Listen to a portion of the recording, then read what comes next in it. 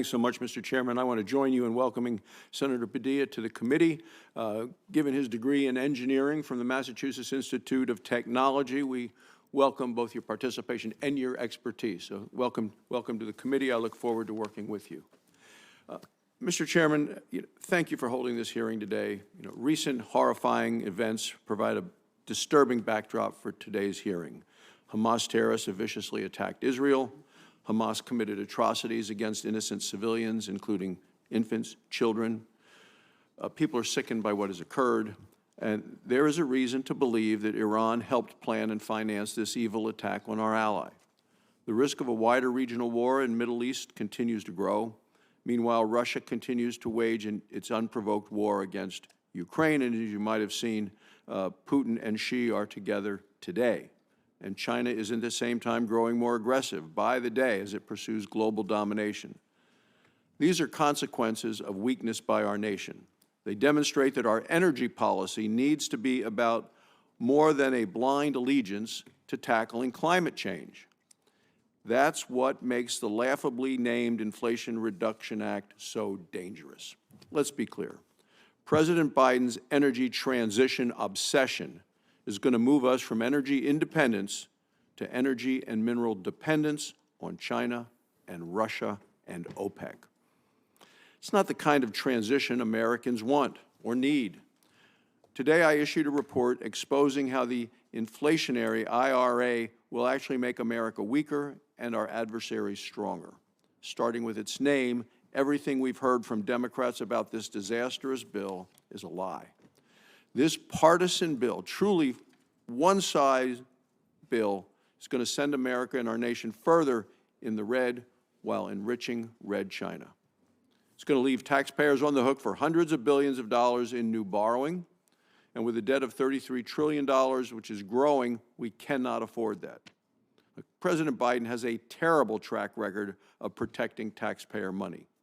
As Vice President, he personally announced the award of a loan guarantee to politically connected solar company, Solyndra, and Mr. Chairman, you made mention of that company in your opening remarks. We all know how it turned out, $500 million bankruptcy with taxpayers footing the bill.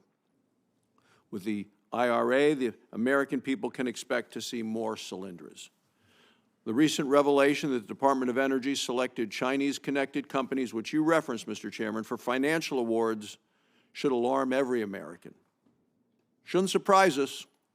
The White House said it welcomes Chinese companies as big players in renewables and electric vehicle markets. The administration has said it's perfectly happy to work with China on electric vehicles. And the IRA encourages more of this. It's a terrible mistake. Republicans and Democrats should be able to agree that taxpayer dollars shouldn't be used to strengthen China. It's not just foolish awards that benefit China. This ill-conceived bill is going to push the United States away from the fuels and the technologies that we dominate toward those that China's and others control. And as your poster and map showed, Mr. Chairman, it points these things perfectly. Chinese companies have led wind turbine, solar panel, and battery production for many years. That's not changing. Now China is the world's largest manufacturer of electric vehicles.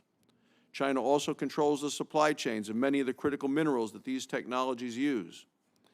So while the Biden administration has been selecting Chinese companies for grant awards, it's been working to block mining in the United States.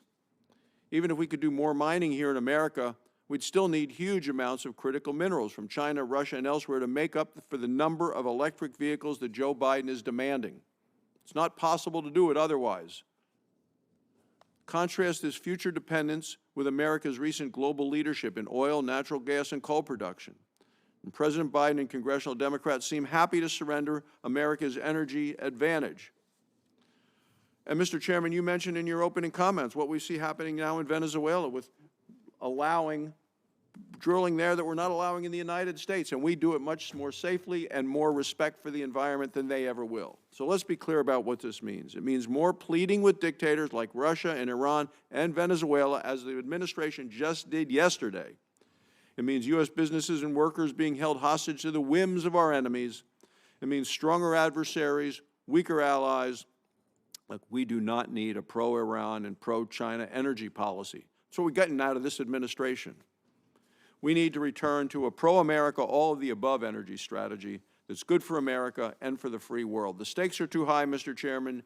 The IRA is, to me, should stand for irresponsible, reckless, and alarming.